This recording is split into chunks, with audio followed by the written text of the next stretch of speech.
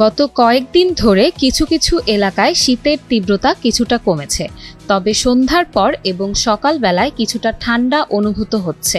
এ অবস্থায় মঙ্গলবার সন্ধ্যা ৬টা থেকে পরবর্তী ১২০ ঘন্টা বা ৫ দিনের আবহাওয়ার পূর্বাভাসে বলা হয়েছে, উপমহাদেশীয় উচ্চচাপ বলয় বর্ধিতাংশ পশ্চিমবঙ্গ ও আশপাশের এলাকায় অবস্থান করছে। মৌসুমীর স্বাভাবিক লঘুচাপ দক্ষিণ বঙ্গোপসাগরে অবস্থান করছে। এর একটি বর্ধিতাংশ উত্তর পূর্ব বঙ্গোপসাগর পর্যন্ত বিস্তৃত রয়েছে। মঙ্গলবার সন্ধ্যা ৬টা থেকে পরবর্তী ২৪ ঘন্টায় অস্থায়ীভাবে আংশিক মেঘলা আকাশ সহ সারা দেশের আবহাওয়া শুষ্ক থাকতে পারে, তবে রংপুর বিভাগের দু-এক জায়গায় হালকা বৃষ্টির সম্ভাবনা রয়েছে। শেষ রাত থেকে সকাল পর্যন্ত দেশের কোথাও কোথাও হালকা থেকে মাঝারি ধরনের কুয়াশা পড়তে পারে। এ সময় সারা দেশে রাত ও দিনের তাপমাত্রা প্রায় অপরিবর্তিত থাকতে পারে। বুধবার ২৮ জানুয়ারি সন্ধ্যা ৬টা থেকে পরবর্তী ২৪ ঘন্টায় অস্থায়ীভাবে আংশিক মেঘলা আকাশ সহ সারা দেশের আবহাওয়া শুষ্ক থাকতে পারে।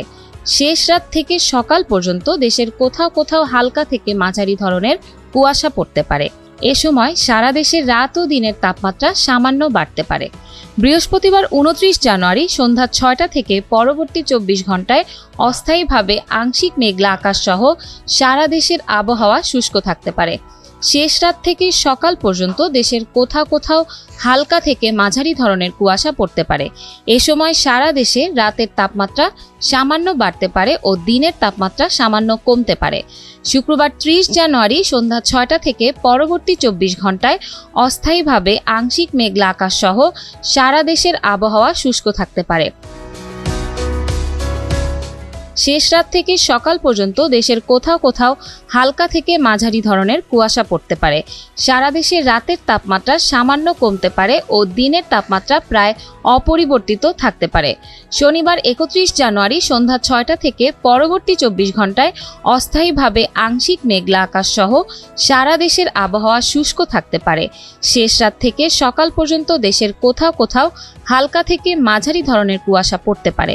সারা দেশে রাত ও দিনের তাপমাত্রা প্রায় অপরিবর্তিত থাকতে পারে। বর্ধিত ৫ দিনের আবহাওয়ার পূর্বাভাসে বলা হয়েছে, এ সময় তাপমাত্রা বাড়তে পারে।